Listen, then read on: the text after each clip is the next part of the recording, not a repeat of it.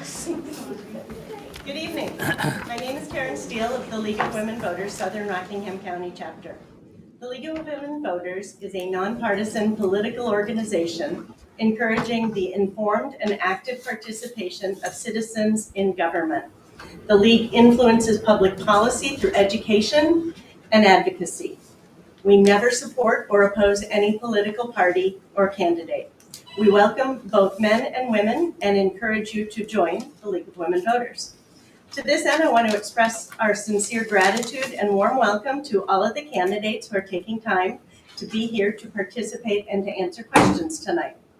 Thank you to all the people who are here in the audience and those watching at home. We are also very fortunate to have Sandown's town moderator and Plaistow native, Kevin Major, here tonight to moderate this candidates forum. Many thanks to Kathy Slade, who is also our timekeeper tonight. If you would like to ask a question of the candidates, we have index cards and pencils. Please flag me, and I will provide blank cards, and I will come collect your questions and deliver them to the moderator. With that, I'll hand the floor off to Kevin Major. Thank you. All right, thanks, Karen. Good evening. Today is Tuesday, October 29th, 2025, and we are coming to you from the Plaistow Public Library. I'm Kevin Major, moderator for the town of Sandown, and I'll officiate tonight. So I wish to welcome you all to this candidates night where we will hear tonight from the candidates for New Hampshire House District 20, which is composed of the towns of Plaistow, Newton, and Southampton, and for the candidates from District 36, which is composed of the towns of Plaistow, Newton, Southampton, Hampton Falls, and Kensington. On the Plaistow ballot, we have 3 open positions for District 20 and 1 open floterial position for District 36. I want to re-emphasize tonight to viewers from home and from here that Plaistow has four shared state representatives that will be on the ballot this year.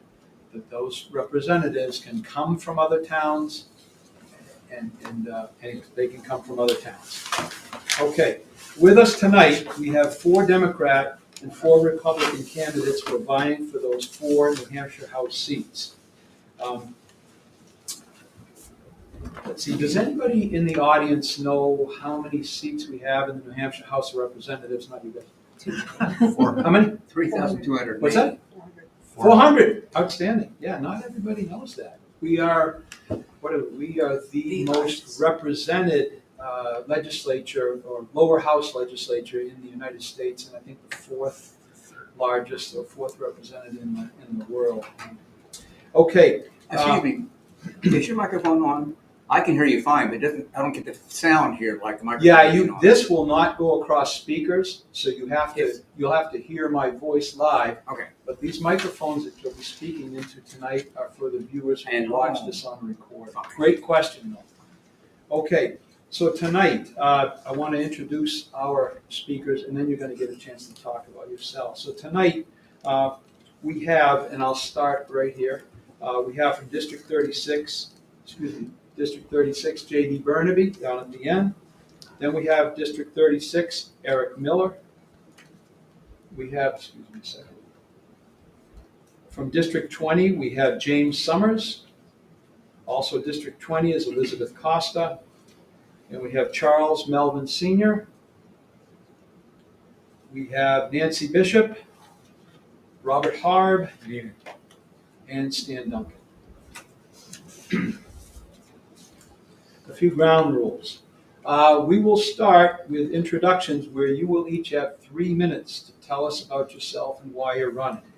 Following that will be a question and answer period. I will ask a question and each of you will get a chance to answer that. You'll have 1 minute and 1 minute only to answer that question. The questions we'll rotate around who gets to start first.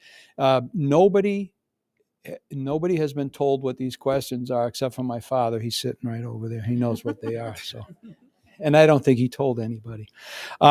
So again, I will start with somebody and then we will rotate in an order from my right to my left. Okay. And just before we start those, I need somebody to pick up a number. So this is my mom sitting over here. So pick a number for me, Mom. And what is the number?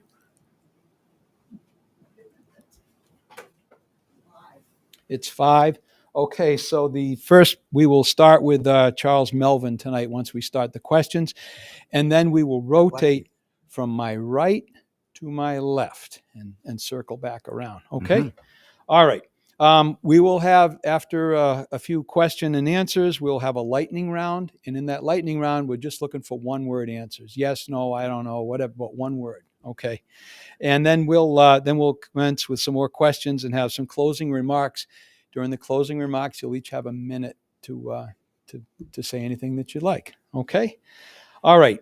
Please do not invoke the name of another candidate. We don't have time for any rebuttals, so let's skip that.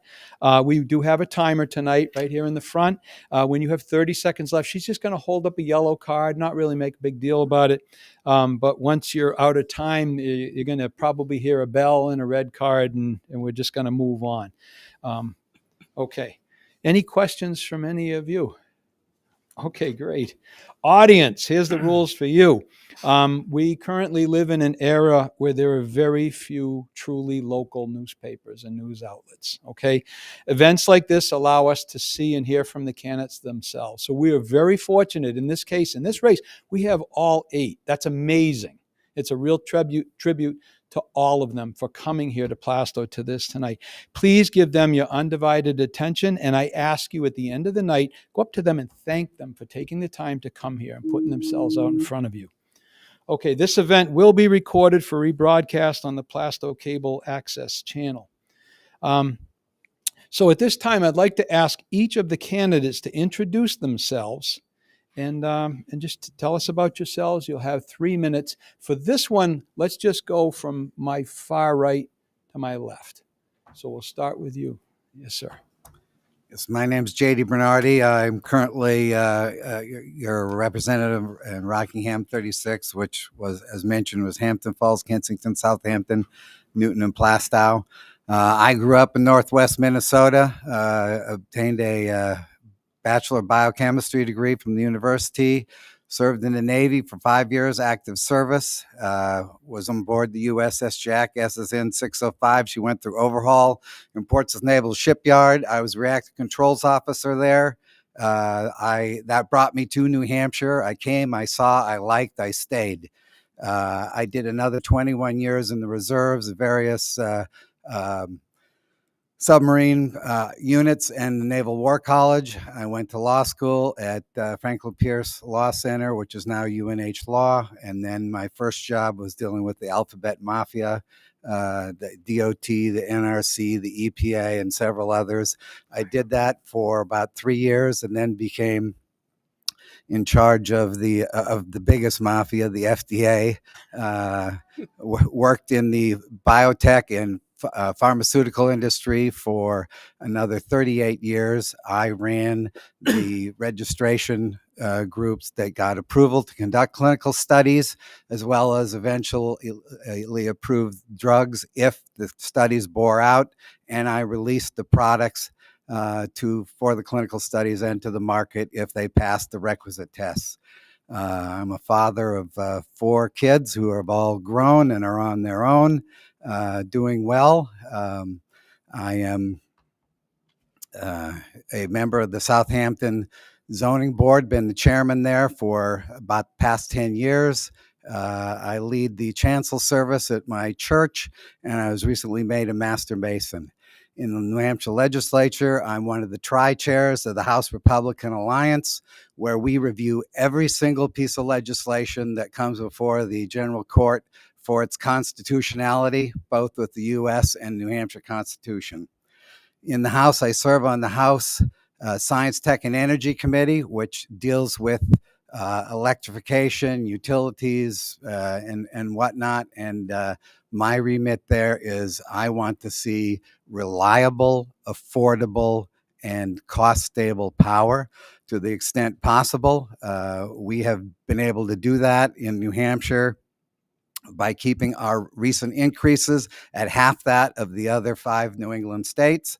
I believe in keeping limits on taxes, so no sales, no income, no inheritance tax. and we lowered your business profits, your business enterprise, and room and meals tax, as well as eliminated the dividends and interest tax. And I thank you very much for your consideration. All right, thank you, Representative Bernardi. Next, we'll hear from Representative Eric Miller. I'm not a representative yet. I hope to be. Oh, okay. Okay. Go ahead and take it. Correct, Mr. Eric Miller. Okay. I thank you for being here tonight. My name is Eric Miller, and I'm running for a state rep in District 36. I've lived in the New Hampshire Seacoast for 30 years, first in East Kingston, and the past 20 years in Kensington. My wife and I have raised both of our sons in this wonderful community, and they both went to public school in the SAU 16. I'm new to politics, but not new to helping people in the community. I've been an OBGYN physician for 30 years. I've had the privilege to share in the joy and to helping bring over 2,000 new lives into the world. I've also the trust of my patients to help them through times of tragedy and sorrow when life doesn't always give the best outcomes. As a physician, I've also been there to help guide women and their families through difficult healthcare decisions that are based upon facts, science, and the truth, but always giving my patients the support to make their own autonomous choices based upon what is best for themselves and their families. Over the past 9 years, our freedoms and basic rights have been under increasing threat from misinformation, distortions, gaslighting, and inflammatory divisive rhetoric. I learned early on that facts are facts, truths are truths, and because you don't like the outcome of the results or you want a different outcome doesn't mean that you can change what the facts are. It's primarily for this reason that I chose to become involved in politics and eventually run for state rep, to protect our basic freedoms and rights in this great community and great state. Some of the examples of those freedoms would be the freedom of women to make their own healthcare decisions without government interference. The Dobbs decision, the overturning of Roe, leaves 1 out of 3 women in this country without the right to control their bodies and reproductive health. Women and families in New Hampshire need to know that their representative in Concord has their backs. Particularly the 6-week abortion ban, HB 591, is an extreme position that I wish to overturn. I will fight to make sure that the women of New Hampshire will always have the right to make their own decisions about what is best for themselves and their families without the government being in the exam room with them. The freedom to have access to a quality education under the threat from the Educational Freedom Accounts, or some people know it as the voucher program. $24 million was spent in this program last year alone. Where does the money come from? It comes from your taxes. The state funds for the program come from the Educational Trust Fund, which is funded by various taxes, including a piece of your property taxes. Your town needs to make up the loss of revenue by either downshifting the cost of your property taxes or by cutting programs or eliminating teachers in your local schools. Economic freedoms. In addition to downshifting the cost of education to your property taxes by the voucher program that I discussed above, the state is also giving up tax revenues, such as the interest and dividends tax, which last year alone raised $130 million. Freedom to afford a home. In addition to high property taxes I've mentioned above, there's a shortage of affordable housing. Freedom from gun violence. I was recognized as a Moms Demand Action gun sense candidate. The freedom to vote and have your vote count. That's an important freedom that I'm looking for. Freedom from discrimination, an us versus them mentality that I wish to change. And the freedom to breathe clean air, drink clean water, and preserve our environment. There are other issues to discuss that are also important to me, but it looks like the red card is coming up. So thank you very much. Thank you very much. All right, next we'll hear from candidate James Summers. Thank you, and thank you for being here this evening. My name's Representative Dr. James Summers. I say that I'm one of those rare unicorns where I'm actually a conservative in academia. I come to you, I'm running, this is my candidate for my 3rd term in office for the state rep. So far, I serve on the Science and Technology Committee and have the last 2 terms.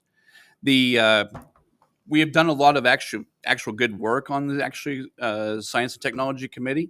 Where we had a lot of issues come up, predominantly with people, especially folks in New Hampshire, worried about electrical rates here in the state, where we were able to, now even with us having a small majority of only having 2 to 1 majority, we were actually able to block $185 million being added on top of your electrical rates this past 2 terms. This was all due to new green ideas that were being added to your electrical rates, so we were able to stop that from happening. We were also able to block the California EV electrical mandate that was going to be on the state of New Hampshire. This bill, if it would have passed, would have required 35% of all vehicles in the state of New Hampshire to be electric starting January of this coming year. We were also able to not only cut down, and we actually have the lowest electrical rates of all the New England states. However, we are hindered by the fact that we still have to import our natural gas to be able to function to be able to provide our electrical. That's why we have the second highest electrical rates in the entire United States, because of Massachusetts not allowing pipelines or new pipelines, as well as New York. We can't get fuel from Pennsylvania to provide us natural gas for our electricity, nor can we actually bring it up from Texas and Louisiana because of the Jones Act. We're not allowed to ship it up here. So majority of our electricity comes imported from Trinidad and Tobago or Venezuela and shipped up here. And that is why our electrical rates are so high. But we will be able to keep that down, like I said, the lowest of the New England states. We were also able to be able, with as far as the myself work there, we've actually been able to do a lot of work there within the government, within the House, with being such a small majority. A couple things we were able to block this year. We were able to block the gender assignment changes for children under the age of 18 years old. We were able to block that. That came up this year as a bill. We were also able to block the fact that, as of right now, it's up in the Supreme Court of New Hampshire, but to be able to block men being in women's sports. Thank you very much for your time. Thank you very much. Next, we'll hear from candidate Elizabeth Costa. Thank you, my friend. Hi, my name is Liz Costa. I'm a resident of Plaistow. I'm running for state rep because I believe we need to take party policy and special interests out of what we're doing up in Concord. I am a teacher. I pursued a career in education. I earned a master's degree while working full-time and raising my children and being the chair of Timberlane Regional School Board. I am privileged now to serve children ages birth to 3 as a therapeutic developmental therapist in early intervention. This has taught me so much about the power of collaboration and community connections. I'm currently honored to serve the town of Plaistow as a select board member in the Timberlane Regional School District as the chair of their budget committee. I'm also honored to have served on Timberlane Regional School Board from 2005 until 2013, serving the chair as 2 years. I have also served on 4 of that board's committees: curriculum, personnel, strategic planning, and policy. And lastly, I have served on Plaistow's budget committee. My priorities include education. Schools are the heart of our communities and deserve our support. They need to be safe places for our children to learn, build relationships, and develop the skills to enter adulthood as competent, confident citizens. I will advocate for expanding opportunities for students to explore vocation as well as secondary options, so all of our youth can build sustainable futures for them here in New Hampshire. Secondly, families. Families are so important because they are the lifeline of our communities. We need to look at accessible childcare, affordable housing, affordable health care, paid family leave, a living minimum wage, and a healthy environment, as these all affect the lives of so many families here in southeastern New Hampshire. I will advocate for all families, including those who struggle with addiction issues, mental health challenges, and homelessness. Finally, reproductive rights. I trust individuals to make their own reproductive health decisions. The government should not interfere in these deeply private issues between a woman or a person and their doctor. There is an assault on reproductive lives, which is a product of extreme ideology, which seeks to control a woman's body, medical and personal choices. And I believe that is it. Thank you very much. All right, now we'll hear from candidate Charles Melvin.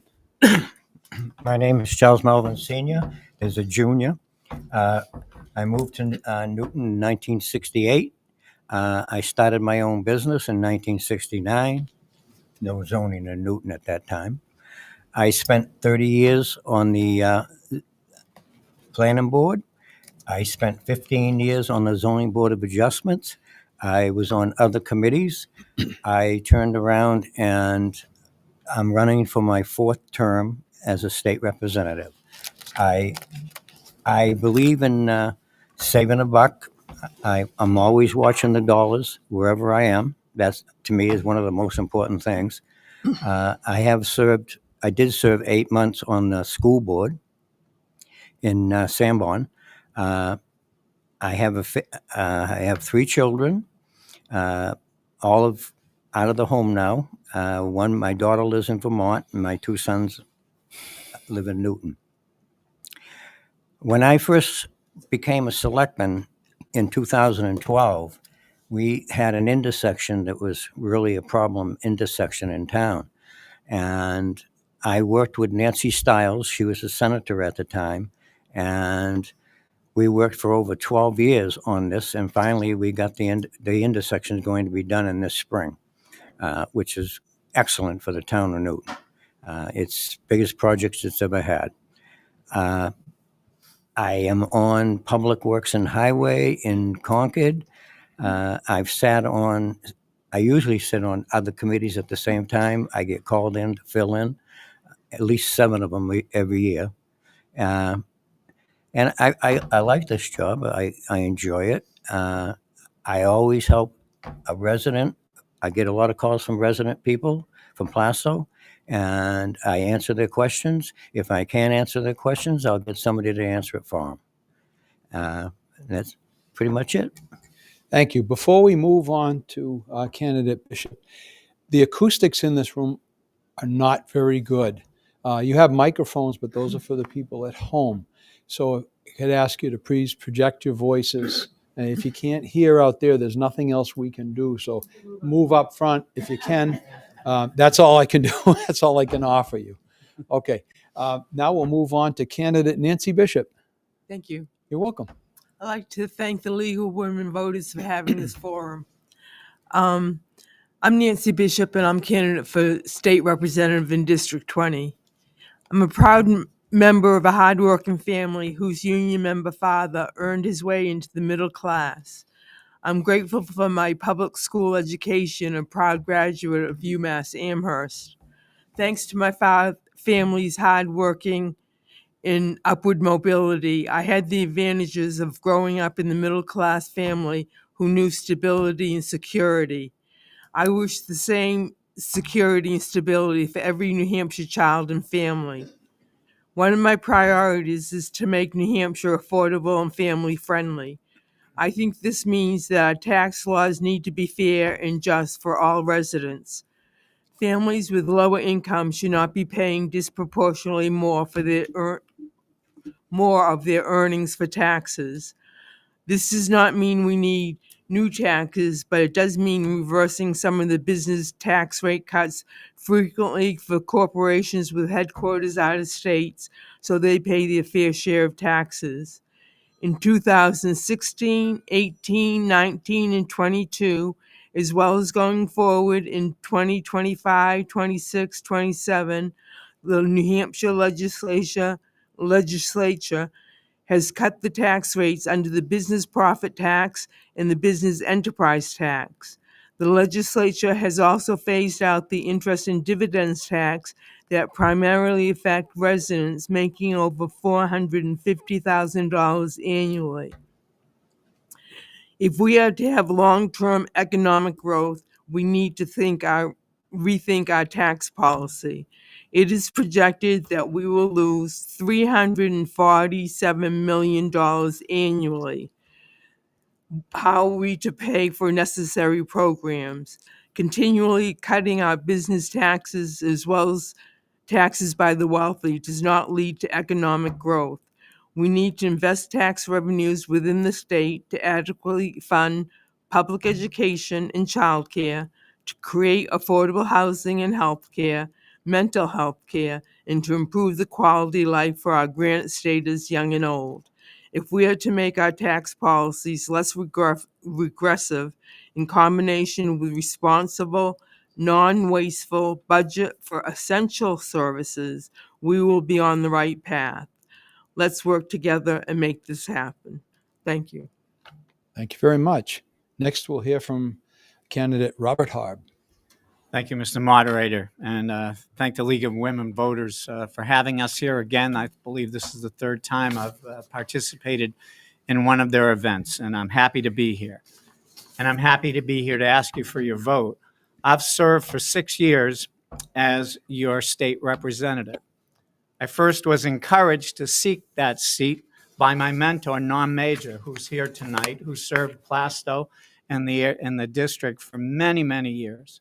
And it's been my honor to do that on behalf of Plaistow and now Newton and Southampton.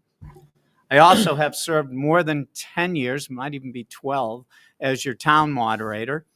Currently, and served many years as the Timberlane School District moderator.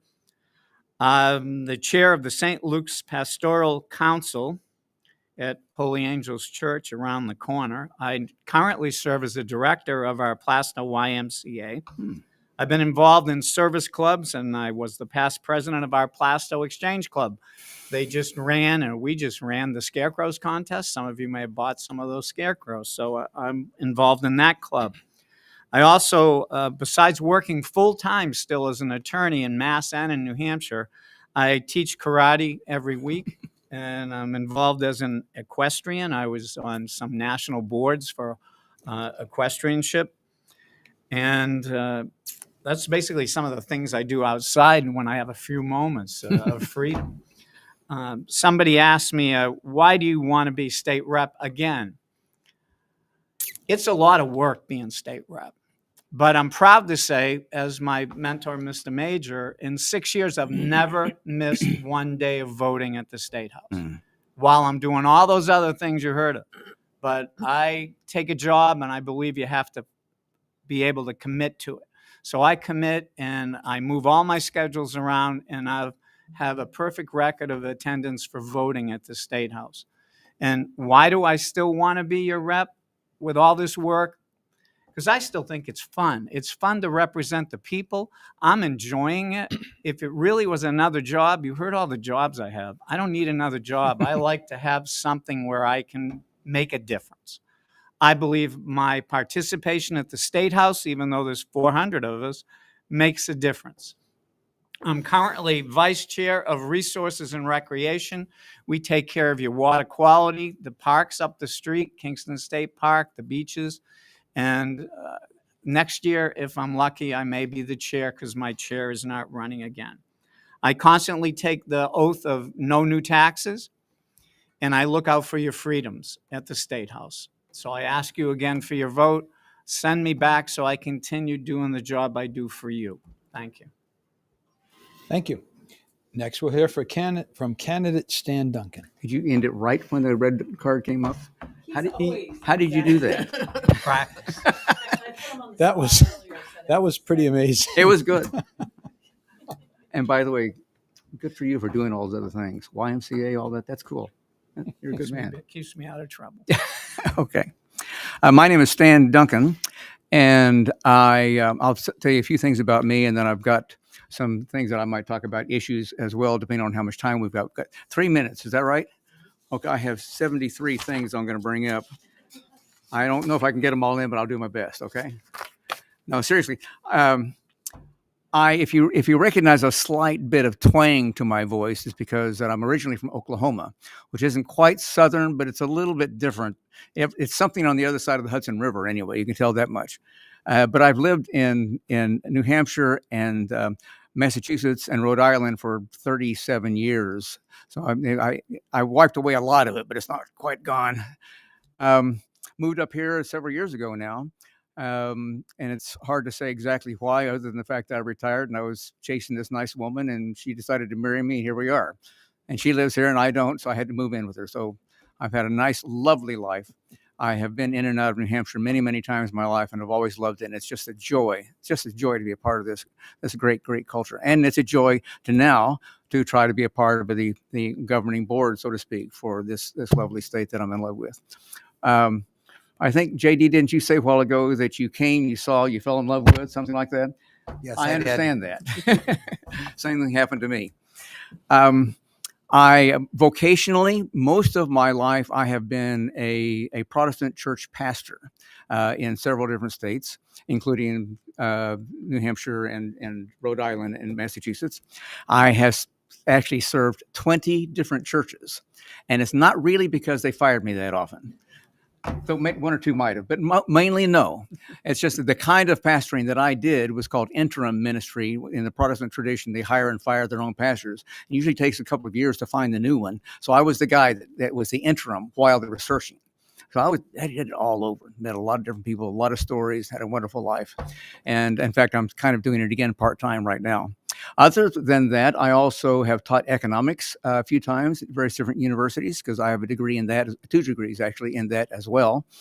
And I have been an economic development advisor. I worked for a coffee company. I drove a van. I owned a restaurant. I even ran a Kool-Aid stand for my parents when I was a kid at age 10. We've done a lot of things, several different countries, several different states, and that's my past. Oh, and I have, oh my goodness, already?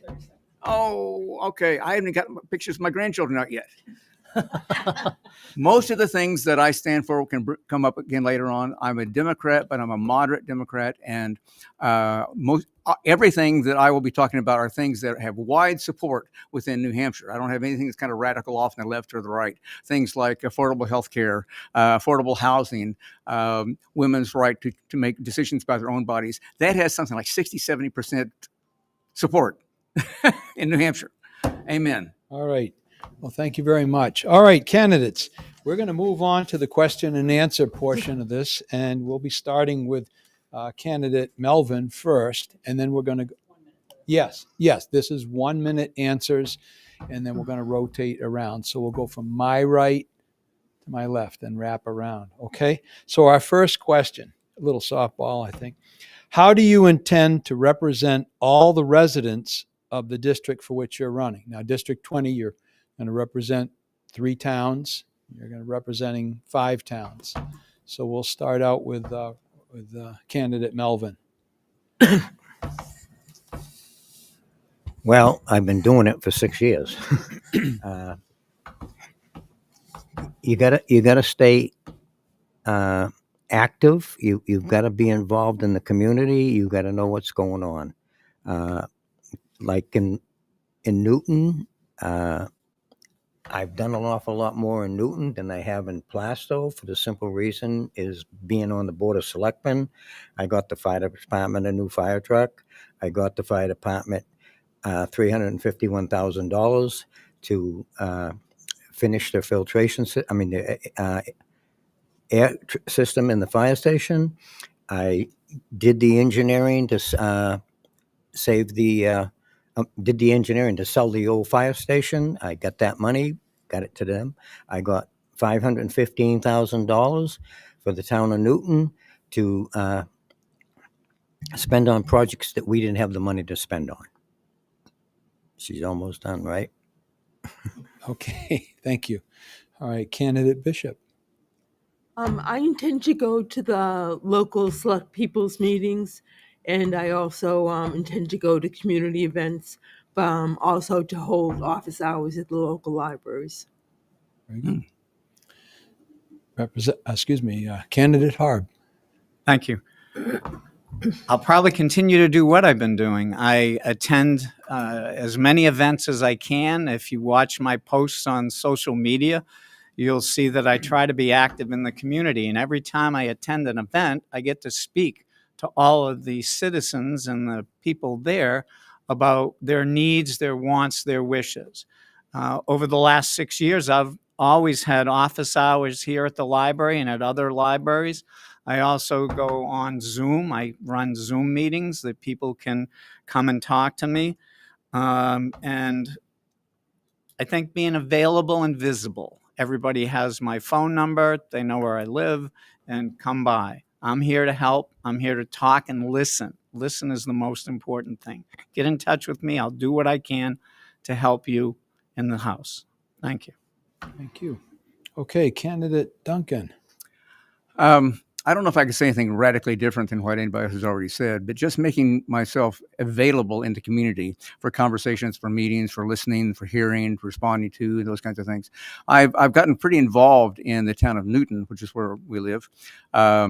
We've been involved more recently in the 275th anniversary for that, marching the parade a week or two ago. My wife and I actually wrote the history of Newton, their anniversary history of that, and other kinds of things, and selectmen meetings, et cetera. There's a lot of ways that you can get out into the community, and a lot of ways you can make yourself available for the community. So I'll do a lot of that. I will try to go to things and be known there and respond there and ask questions there and listen while I'm there. All right, thank you.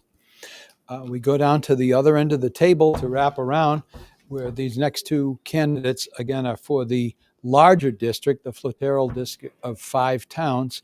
Again, how do you intend to represent all the residents of your district? So I have held office hours in several of towns, not all. I stay in touch with the selectmen of the town. I participate in virtually all the events, the old home days of every town, the parades, Memorial Day parades, and whatnot. Again, in those venues, making myself available. And there are a few of us reps who have participated with the monthly fire chiefs meeting. You are very lucky in the town of Plaistow to have an outstanding fire chief in Chief Knutson, who is taking the lead in dealing with the Exeter Hospital elimination of advanced life support services. So we work with police, fire, and select members and make myself available that way. Thank you. Okay, candidate Miller. Well, in addition to going to all the events that we're able to go to, of course I'll go to those events. But I've listened to so many stories over the years, and I'm a good listener. I listen with empathy. I listen with compassion and understanding. So I don't really have an agenda one way or the other, Democrat, Republican, whatever side you're on. My goal is to listen to everybody's story with understanding and try to come up with good solutions. That's what being a physician is about. I've done that for 30 years. And in addition to going to all the events you talk about, I will also be a good listener and be a good problem solver. Thank you. Candidate Summers. Yes. So we all talked about, and I know Representative Harb mentioned how much work there is to this. And I would say that this is actually the bulk of what our job actually is. We actually are not spending the time to be able to meet, to be able to speak, and be able to talk to everybody, our representatives. And believe me, we hear from them all the time, whether it's phone or email. They'll reach out to us for anything, for the latest LSR that's out, for what bill was going to be voted on, to what your opinion is on the bill and what you think about it. Sometimes they even call to criticize their town, and we let them know what we can or can't do from the state level. But yes, the bulk of our time is spent, and thoroughly enjoy it. Thank you. All right. Candidate Costa. Thank you. I believe people in Plaistow know that I show up to all events. I just went to my first pumpkin lighting this weekend. What a great time. I make sure I'm available to the people in Plaistow. I have been going to events in Newton as well. Old Home Day. I've been to the Historical Society. I will go and walk in their parades. Just so people know I am available. Reach out. I will hold office hours, and I will combine them with whoever is elected. So it is shared. Very good. Thank you. That's the end of our first question. All right, our next question, and again, we're always moving from my right to my left. So candidate Bishop, you'll be the first one to field this next question. Okay. The question is, the New Hampshire House has 25 standing committees, 3 special committees, and 14 joint legislative House and Senate committees. In addition, all representatives serve on a county delegation committee. If elected, on day 1, you will be asked, what are the top 3 committees that you wish to serve on and why? First would be education. I have a degree in early childhood education, and I have been following the educational situation in New Hampshire for the last couple of years, specifically in regards to funding. And so I'm somewhat familiar with that, and I am concerned about the issue.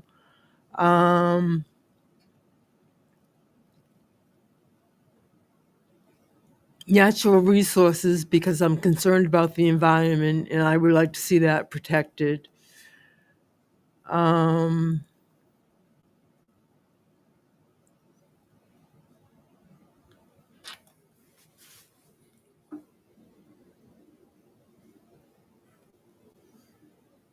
In finances. Okay. All right. Thank you. All right. Candidate Harb. Thank you for the question. After 6 years being in the House, I have to answer that question with resources, number one, resources, number two, and resources, number three. Why do I pick the same committee in my top three choices? Because you learn in the House very quickly that with time and service and education and how the House runs, one can gain more influence the longer you serve, as my mentor knows. So I have moved up in the leadership in resources.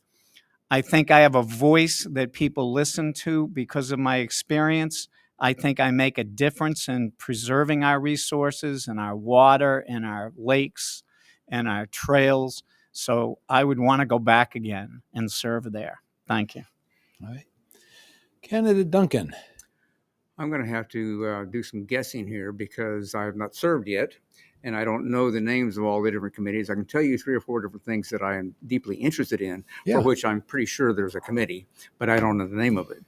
One of them clearly is education. I really want to do things that can help our education in our state. We give less money from the state to the local schools than any other state in the union. We are just amazingly underfunding our schools.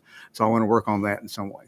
Another one would be healthcare. I mentioned a moment ago something about abortion. I would like to work on some way of making that free and legal, and in the American way, the state has no right to take care of some woman else's body. And probably natural resources also, because I'm concerned about the death of our planet in 30, 40 years. I think we need to do much more, just to preserve the environment that we have around us. Whatever committee that would be, we'll have to see. Thank you. All right, Candidate Bernardi. Yes, very similar to Representative Harb. I have advanced to clerk position in science, tech, and energy. That's a very esoteric area of the law, and it requires a lot of experience to even understand the terminology, let alone what issues the state can have sway over. So I would make science, tech, and energy my number one and number two. I would, if really asked to move to another committee, consider election law, because I'm very concerned with election integrity issues, and very proud that we adopted a voter ID bill this last session. Thank you. Candidate Miller.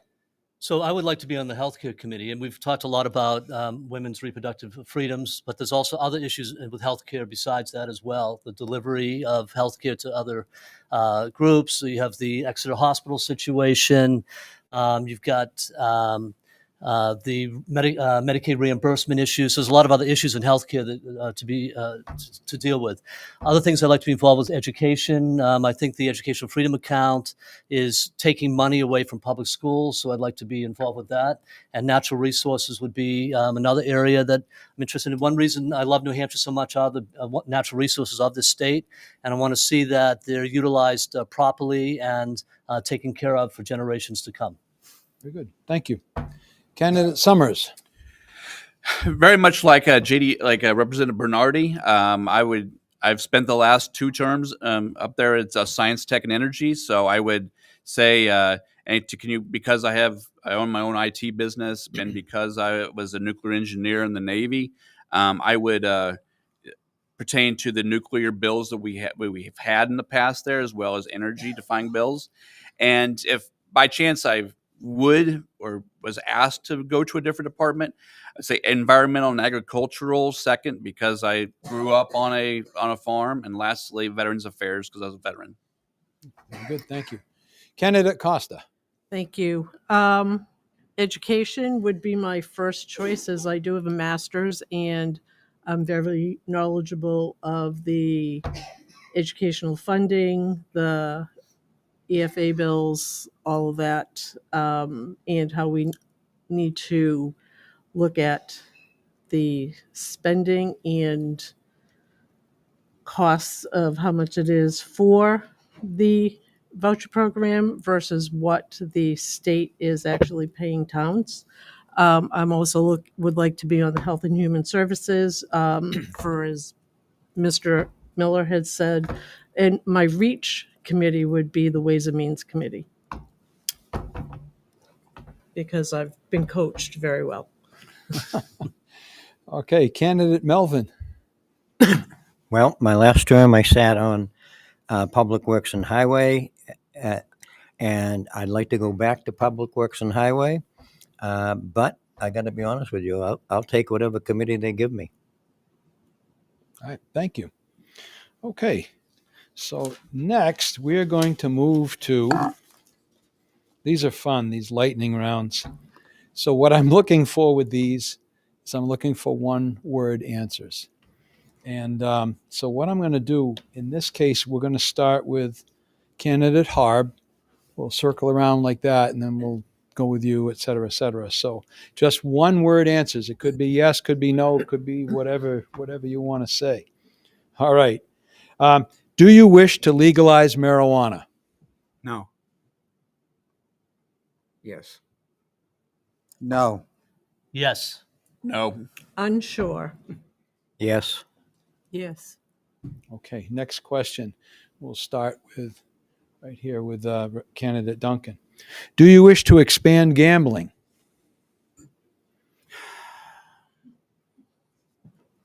One word. You're talking to a preacher here.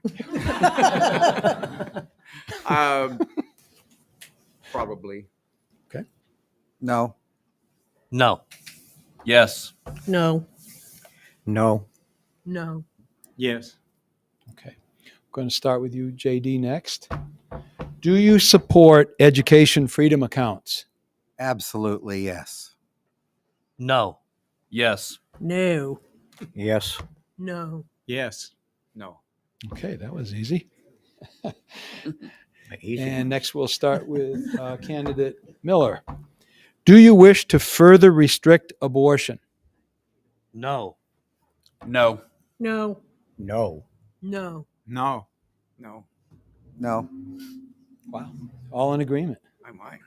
Okay. What the House voted? No. All right, next question. We start with candidate Summers. Do you believe that fossil fuel use is responsible for negative climate change? No. Yes. Somewhat. Yes. Yes. Yes. No. Yes. Okay. This next one. Does anybody know what an amicus brief is? They do. An amicus brief, it can be filed with a court by a person or organization not directly involved in a case. Okay. 1 month ago, the House Majority Leader and the House Speaker and 28 other House Republicans submitted an amicus brief with the New Hampshire Supreme Court to argue that they wrongly decided the two Claremont cases in the 1990s. This would roll back New Hampshire's requirement to adequately fund education. Do you support this effort? And we'll start with candidate Costa. No. Unsure. No. Unsure. No. Absolutely yes. No. Yes. Okay. That's the end of our lightning round. You guys were awesome at that. A lot of fun. Okay, I have a question from email. Again, this will be a 1-minute answer, and we'll be starting with, I think we started with you last, right? So with candidate Melvin, we'll be starting with you. Okay. Other than yourself, who are the largest money contributors to your campaign? Have you accepted campaign donations from any out-of-state entities or people, and who? I have not accepted anything from anybody at all. That's easy.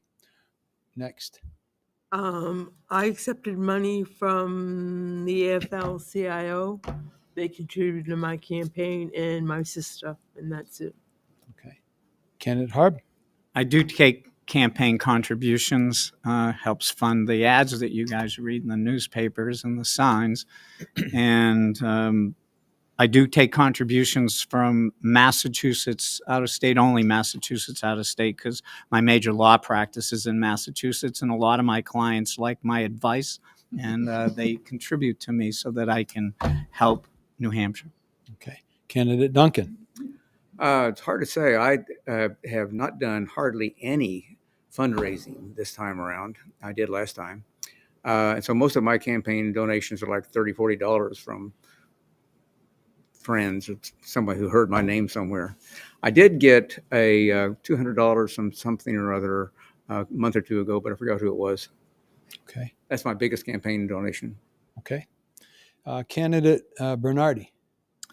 I have received small contributions from various friends, and the largest, I think, was a $200 donation from the New Hampshire Federation of Women.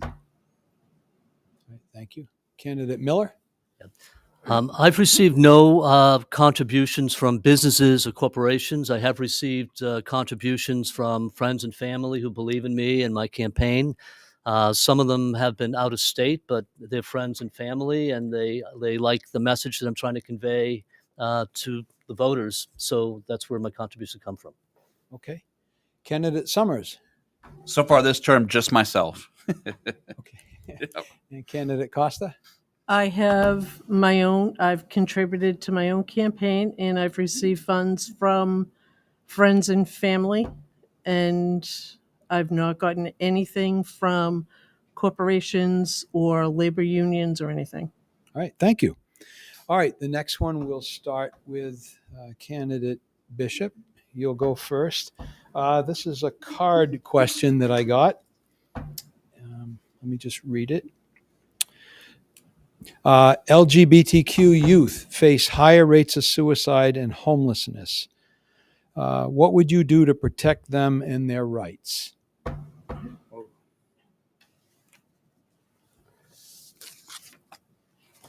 Well, I don't agree with the legislation that was passed last session. Nice and loud. I'm sorry. Yeah. I don't agree with the legislation that was passed last session that did not allow them to confide in a school administrator or teacher if they so chose, and to allow that to be confidential. I feel like children need a safe place, and if they don't feel their parents are safe to confide in, I feel they need an outside resource. And I think children should be allowed that resource, because that's a difficult issue to deal with. Myself, I've never dealt with it, but I have felt awkward and shy and not always felt like I fit in. And I can relate on that aspect of it. And so I would try to, reverse that legislation. Candidate Harb. Thank you. Not only in that group that you mentioned, but also in high school itself. Suicide is a major problem, and I believe we should increase the programs we offer for mental health. We should give more support to our children, all of our children, to help them through that difficulty and the stress that they're going through. And I would support protecting the rights of all of our individuals and wouldn't back a bill that would deny anybody of rights. Okay. Candidate Duncan. Yeah, I would say something fairly similar. It's easier for me to say that they ought not be discriminated against. It's not as easy to say, how do we accomplish that? And as I was sitting here before you started talking, I was thinking the only thing I can really think of is, A, we need to do a lot more education and teaching and whatever into our school system so that the teachers know how to respond better. And B, that maybe we can have a little beef up our mental health counseling and things like that in the various different schools.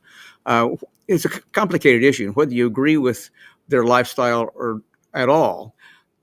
At the same time, we can't say they should be bullied and pushed around and knocked over. That's a different issue. That's cruelty, and it shouldn't be a case regardless what the issues of the person's personality and lifestyle are. Candidate Bernardi? I don't think anybody advocates for bullying of any member of the schools, but I think that community has various mental and spiritual problems, and we need to provide mental and spiritual support.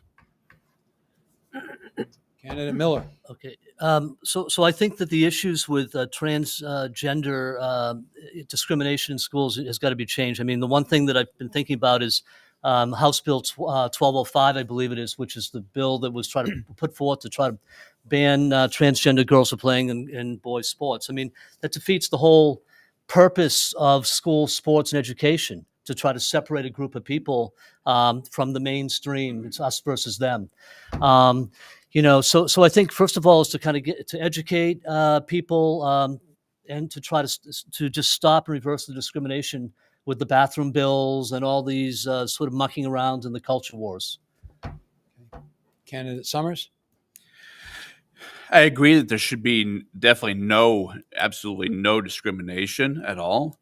To the point of where children under the age of 18 and blocking that from happening, or for them being able to have gender changes under the 18, is to the validation was bipartisan improvement up there, that it was made to where they be able to actually make sure, because it's such a hard change to make, and if it's irreversible or not. And as far as HB 1305 with the sports, girls in sports, that was the whole purpose of Title IX, was to be able to give women their own sports, their own opportunity. And women's rights for the longest time fought for Title IX for separation of sports.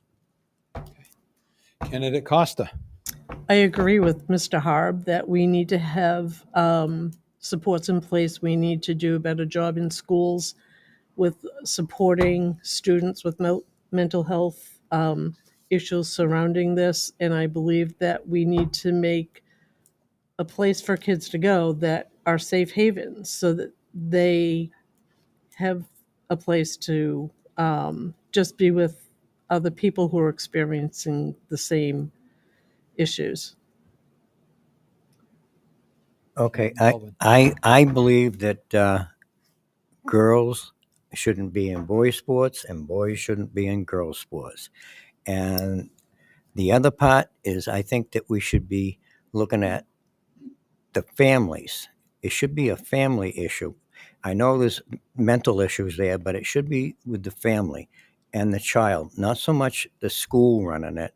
The what do you call them? Well, it doesn't matter. I just feel that we should be working with the families. Okay. I think that completes that one. I have another card question that I'd like to try to squeeze in the news today, so we'll fit this one in. And we'll start with Representative Harb. What would you do to protect access to abortion?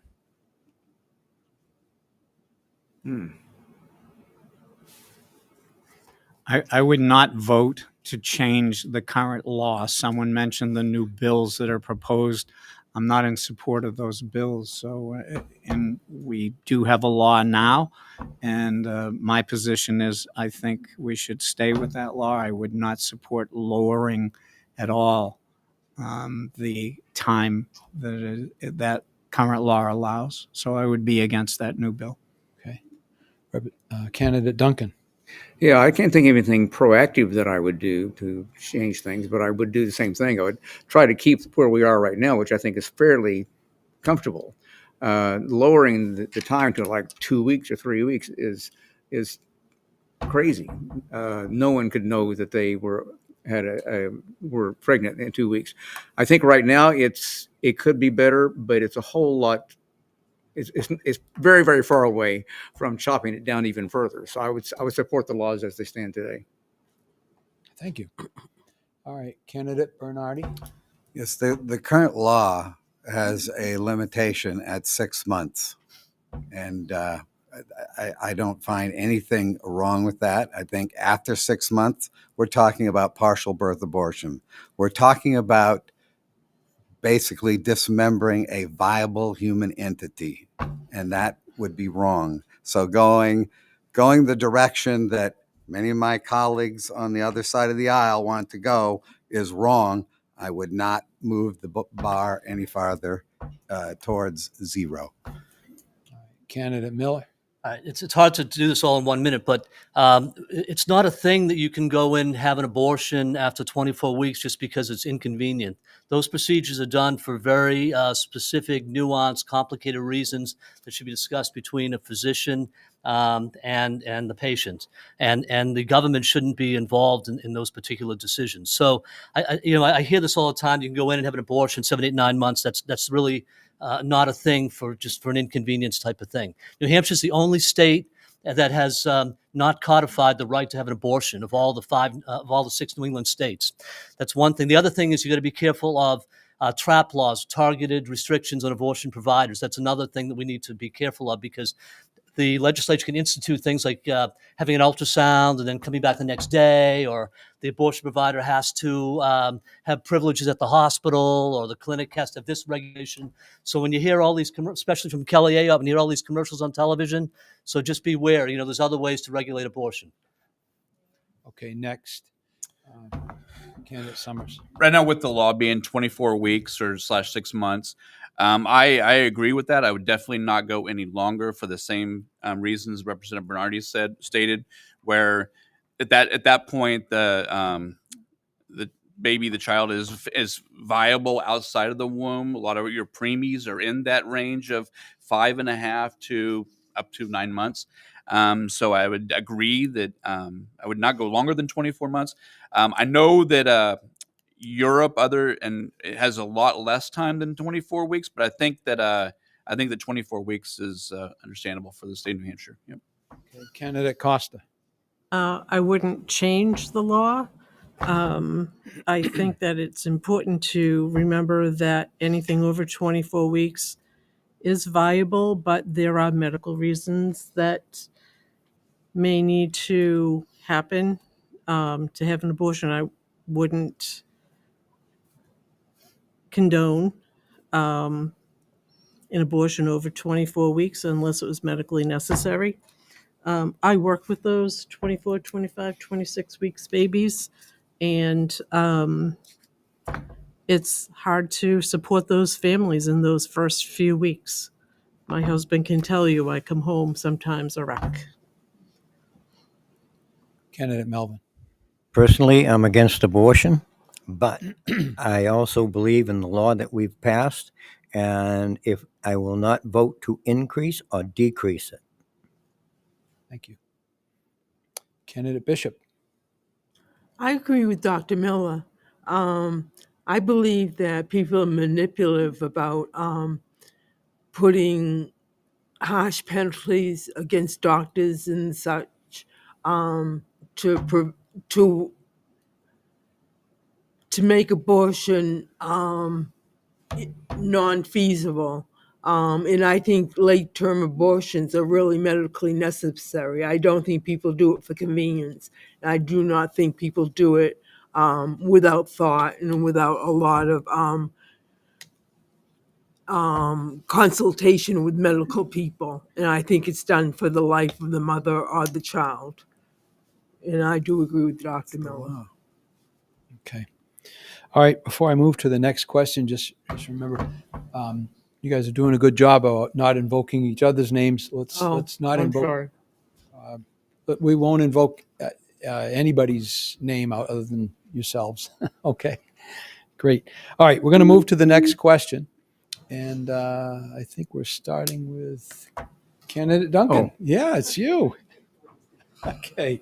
What is the greatest challenge facing New Hampshire right now, and what would you do about it? The greatest challenge to me is not something that anybody thinks about very much, but I believe that in 50 or 60 years, we will look back and say our greatest challenge today for New Hampshire and the country and the world is whether or not we marshal together the forces to prevent the planet burning up and hundreds of millions of people dying. If we can't somehow slow down and perhaps even stop the global warming that's been going on for the last 60 some odd years, we won't have anything for our grandchildren and great-grandchildren to grow up in. Right now, immigration has increased in part because of the equator that is frying and the crops are dying and they're running to the poles to try to get some cold air so they can grow again. That'll get worse and worse and worse. More hurricanes, more floods, more melting of the ice caps, more seashores drowning. It's just going to be a nightmare again and again and again. Already, hundreds of thousands of people have died because of it, and it'll continue. Candidate Bernardi.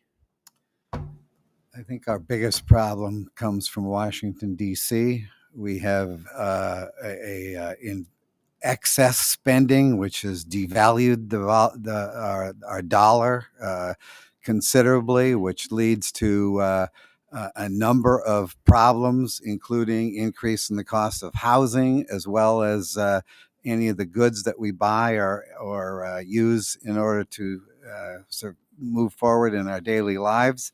If that continues, if we can't arrest that, we're in big trouble. But it's a national problem. It's not just a New Hampshire problem. Candidate Miller.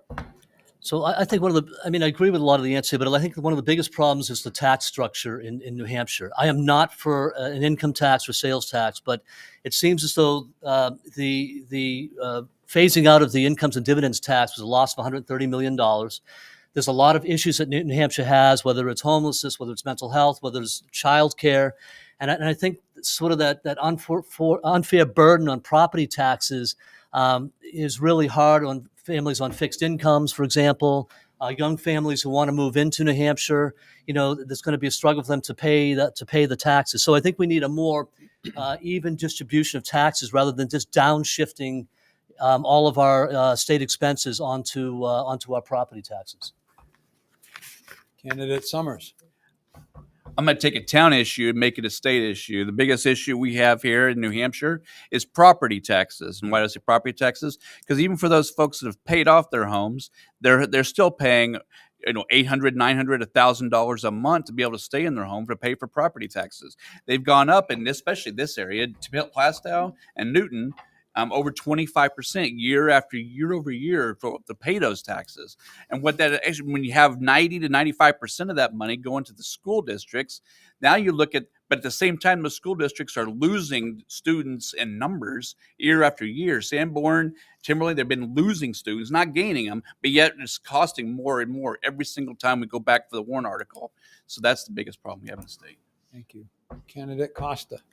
I believe our tax structure is a large issue in this state, but I also believe that school funding is a larger issue that is going to tax people out of their homes because currently the state is paying for children to attend public school, $4,400 per child. And then if there are special needs or other contingencies along with that child, they get more. And the educational freedom accounts get paid, we pay, the state pays $5,000. So there's a little inequity there. So I would like to see that inequity changed. And I would also like to have the court case reversed so that we are getting more money so it's not falling on our taxpayers' back. I believe we have two big problems, and nobody's really addressing it. One is surge, and the other is water. I mean, you can't keep plugging holes into the ground and sucking the water out of the ground. You've got to find ways to have plants that purify this water so that people can drink it. And the other is septage. In my town, we have a farm that has 300 acres, and they spread septage on the field because the treatment plants, there isn't enough. We need more treatment plants in the state of New Hampshire. Okay. Candidate Bishop. I think the tax structure is the most important issue we have to deal with. I think too much is falling on the individual homeowner. Property taxes are really outrageous, and I do believe that the state should take on more responsibility for funding adequate education. In the Great Recession, New Hampshire cut back on educational funding by 49%, I believe it was 49%, and I believe we should go back to fulfilling our responsibility to the children of the state. Thank you. Candidate Harb. Thank you again for the question. I've heard my fellow members here of the panel mention many different issues that I think are important and are a challenge to New Hampshire, but one has not been mentioned. New Hampshire is getting old. In this district, I believe 65% of us here are seniors, and I'm included. What we're having the problem in New Hampshire is keeping our youth, our children here to stay in the state and to attract other youth into this state. And I believe we can do that with the New Hampshire advantage. That's why we need to keep that advantage. And we need to have programs that solicit people, younger people, to come in. Otherwise, we're going to age out. And I think that's important to keep our existence as a great state with all the citizens that we have. So I think that's a major issue. I think it can be solved. It can be worked on, but let's not forget our youth. Thank you. Thank you. All right, I think I have time for another question. I'm going to start with down at the far end. What is the greatest strength of New Hampshire, and what will you do to make it stronger? Greatest strength of any state, New Hampshire included, are its people and the resiliency they have to be free in order to tackle the problems that are in front of them, to collaborate, cooperate, and work to solve any problems that they're beset with. So it is the individuals, and it is, ensuring that they have the requisite education in order to use their minds in order to accomplish what's necessary. Thank you. Candidate Miller. So I also agree that it is the people of the state of New Hampshire that is its greatest strength. But in addition to being the people, it's all those people making up a community. And New Hampshire is a very special state because we have our small towns and our communities. We have our schools, our public schools, which are the bedrock of those communities. I mean, that's when we first moved to East Kingston. I remember how we met all our friends because they all went to the same school and the after-school program. So I think the strong sense of community and togetherness and bonds that you develop, within a town, I think is one of the greatest strengths. Also, our natural resources, I think, are a great strength, and we ought to make sure that we protect those going forward. Thank you. Candidate Summers. I'll agree with the settlement of both gentlemen that it is our towns, our villages, our people that are within those towns. And all I ever think about was when we go to election night and you're looking at the red and blue map on the TV, you'll notice New Hampshire is one of the very few where they don't divide it up by counties. They generally show all the little municipalities, all the little dots. Sometimes I wonder if they do it just to make it look like we have a lot of regional areas, but it's those little villages, those little towns, those independent people. That's what it's important to stay. Candidate Costa. I think our greatest strength is our community and our people. Community starts in our schools, and I think we need to build on that community all the way through to build a larger community to support them as they're, making their way in life. And hopefully they'll come back. And they'll come back and support our beautiful state, our beautiful environment, our rivers, streams, and the parents. Candidate Melvin. I believe in our motto, live free or die. Thank you. Candidate Bishop. I think our greatest resource is our people, because they are creative and resourceful, and they do help one another. I think it's a natural instinct to help one another and create community. And I do agree that schools help communities develop. And if we have good sound educational systems, we develop community. And if we have good communities, hopefully those people will stay and stay. Thank you. Candidate Harb. Thank you again.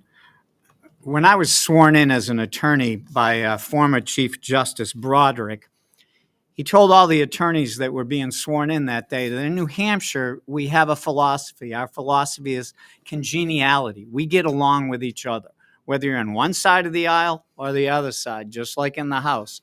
We get along. We are friendly. We work together. We work for the common good. I see that in the House when I work in the House, working both sides of the aisle. I think Justice Broderick was correct. That is one of the greatest things we have in New Hampshire, the ability to work together for the common good of our state and our country. Thank you. Good. Candidate Duncan. Charlie stole the one I was going to say. He looked at the notes on my page, I'm sure, and said that. But seriously, what many have been saying is it is our people, and I think that's really, really true.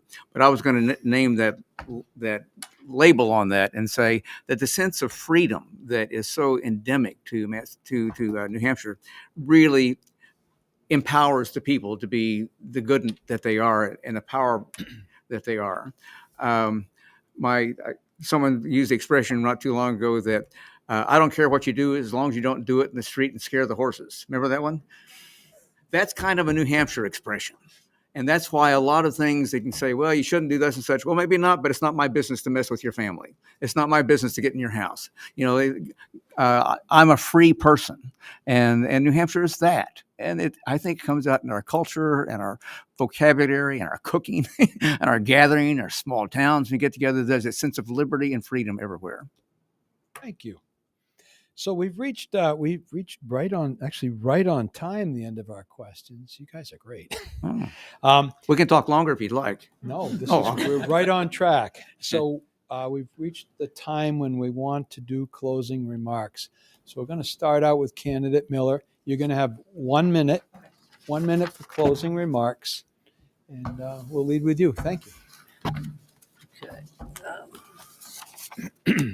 All right. So I've been a physician, as I mentioned, for 30 years, and I've talked to a lot of people along the way. I've had conversations with people who are wealthy, who are poor, who lack education, who have education. I've talked to immigrants, LGBTQ folks, and I listen to people with empathy and compassion and understanding. And I listen to everyone's story, and all of our stories come together to make a community. And that's what's so special, as we just talked about with New Hampshire. But what I want to do is I want to represent that whole community and help protect our freedoms going forward and make sure that New Hampshire remains the great place that it is. I really am honored to be here tonight, and I would really be also honored to have your vote. Thank you. Thank you. Candidate Summers. Thank you. I am just so happy to be able to serve the state of New Hampshire and this town in this area. Myself being from the South and being a Southerner, coming up and meeting my wife to where her Boston accent was so thick that we couldn't understand each other. But just to be able to enjoy the different lifestyle, but at the same time have that small little agricultural feel that I had from back home where I was. Just the enjoyment of everyday folks, knowing that wherever you are in the country, that south, north, that everybody gets along, and that it's welcoming to be able to help people here. Thank you. Thank you. Candidate Costa. First of all, I want to thank the League and Mr. Major for this evening. I want to thank you all for coming this evening. I know it's kind of getting late. I hope you'll join me and vote for me. I will work hard for you. We have a lot of issues in the state. We have state funding, taxes, we have reproductive rights, we have LGBTQ rights. I work with many people in this town. Doesn't matter what side of the aisle you're on. I will do the job that you send me to do. I hope you will vote for me. I promise that I will work as hard for you as I am campaigning here to get your vote. I will work harder. Thank you. Thank you. Candidate Melvin. I'd like to thank everybody for being here and everybody at home. Uh, I'm the type of person that gets on a project and he likes to get it done. And I have many projects in the town of Newton got done. And I would hope that you would support me and vote for me on November 5th. And if anybody's got any questions, they can call me. My number's in the book, in your town report, and I'll answer your questions. Thank you. Candidate Bishop. Thank you for this evening. As a representative, I will passionately support a woman's reproductive health freedom, adequately funded public education, access to mental health services for all ages, affordable childcare and housing, minimum wage that is fair to boost the local economy, clean renewable energy to create good paying jobs and address the climate change. I will work hard for New Hampshire to be affordable, family friendly, in a state where everybody can live, work, and thrive. Thank you. Thank you. Candidate Harb. Thank you. My name is Bob Harb, and I again ask you for your vote. I believe the greatest pleasure in life is to serve others. And in serving others, you get that joy that you can't buy, you can't write a check for. So I want to thank all of you citizens, those here and those watching at home, for giving me 6 years of the ability to serve you in the House. And I'm asking you, send me back so I can continue to serve you and make our state the great state that it is. I ask for your vote, and I hope to see you Tuesday at the polls, because I'll be there as the town moderator. Please come. Thank you. Candidate Duncan. I also ask for your vote. I think that I bring a fresh face, fresh ideas, fresh energy to some of the issues that will be encountering us. Also, in my various vocations, I have lobbied Congress and state governments for decades, and I worked with committees on the Hill for decades. It's part of what I do. I also, as a pastor, I am used to working across the aisle, so to speak. In a church, you never know who's going to be on the other side of that. I used to look up in the choir and see left wing, right wing, and they all get together and they sing sweet hymns to Jesus at the end of that. And as a pastor, I meet with people who are crying, who are hurting, whose lives have been broken. And I have a life of listening and caring and responding in ways that can be helpful. And I'll bring that to the House. Thank you. And down the end, candidate Bernardi.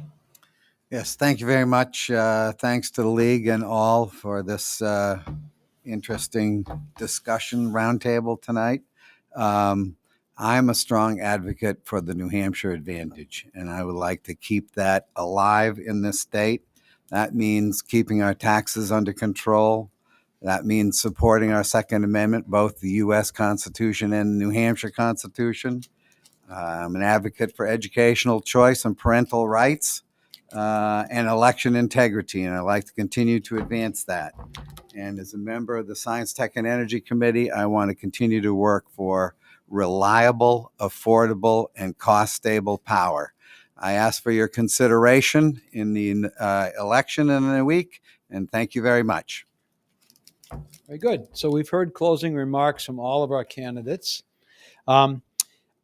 I'd like to take this opportunity to thank each of the candidates for participating tonight. This is not easy, but you did it. You showed up, and I hope you had some fun answering the questions. I think you guys did a great job.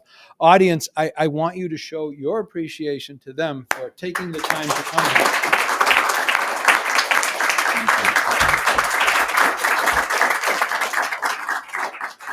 And to the League of Women Voters of Southern Rockingham County, thank you for sponsoring such an event as this. Do you wish to make any further comments before we close? Okay, great. Again, events like this don't just happen. They take a lot of work, and they were out there months ago trying to pull this together for all of you on TV and here. and for all of you. This is how we learn what they're thinking so that we can go to the polls and vote. Let's So, hear for the moderator. yeah. Well, thank you. Okay. You just clapped for the moderator also. I I noticed did. that. Well, the other moderator's sitting over there. Oh, But I do have a reminder that he would say if he were standing here right now. The general election will be held Tuesday, November 5th, 2024 in Plaistow. The polls are open from 7 a.m. to 8 p.m. Did I get that right? that's correct. 7 a.m. to 8 p.m.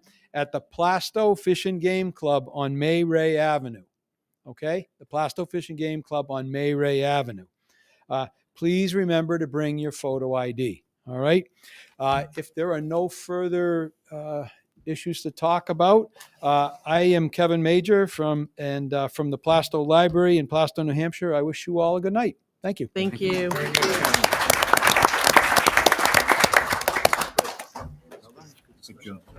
Thanks.